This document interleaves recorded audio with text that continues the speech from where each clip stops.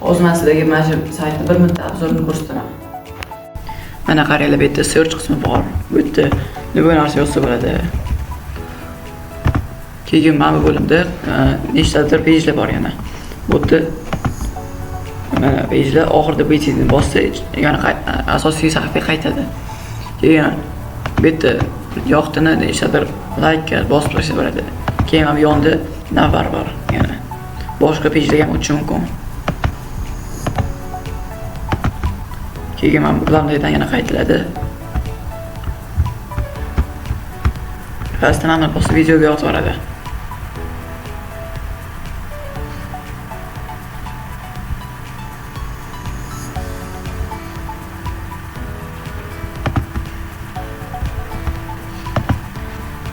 Bas keyin